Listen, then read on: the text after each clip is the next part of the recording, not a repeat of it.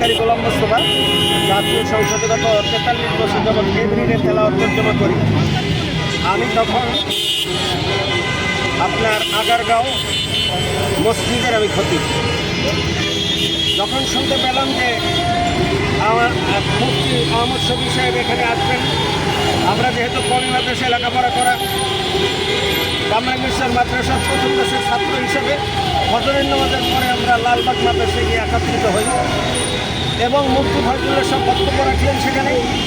আমরা সেখান থেকে ট্রাকে করে 20 থেকে 25টি ট্রাকে করে আমরা যখন আপনার হোসেনি দালান হয়ে ফুলবাড়ি স্টেশন হয়ে আমরা যখন আপনার গোলাপশাহ মাজারের এখানে এসেছি, আওয়ামী লীগ অফিস থেকে তখন নির্বিচারে আমাদের উপরে গুলি চালানো। আমরা তখন প্রাণের ভয়ে আমরা ট্রাকের মধ্যে শুয়ে পড়ি।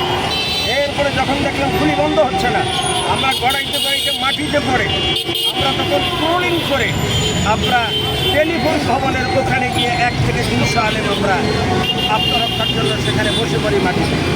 এরপরে যখন ক্লিয়ার ছিলেন এই অ্যাকশন একটু কমে যায়, বিকাল 4টার সময় যেহেতু আমার অফিস হোটেল রাজের নিচে দৈনিক বাংলার মোড়ে পেট্রোল পাম্পের সাথে আমি আমার কর্মচারী কর্মকর্তাদের খোঁজ নেওয়ার জন্য যখন আসি, তারা বললো স্যার আপনি অফিসে ঢুকবেন না, আপনি তাহলে প্রাণ নিয়ে যেতে পারবেন না।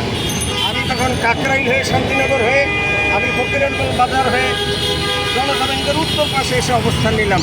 কিন্তু সন্ধ্যার পরে যখন আমি শুনতে পেলাম, যেহেতু আমি মিডিয়ার সাথে জড়িত, আমি টেলিভিশনে বাচ্চাদের অনুষ্ঠানে উপস্থাপনা করেছি দীর্ঘ 35 বছর, সাংবাদিকরা আমাকে বলল যে মোস্তফা সাহেব পরিস্থিতি ভয়াবহ। আমি তখন আমার লালবাগের বাসায় চলে যাই।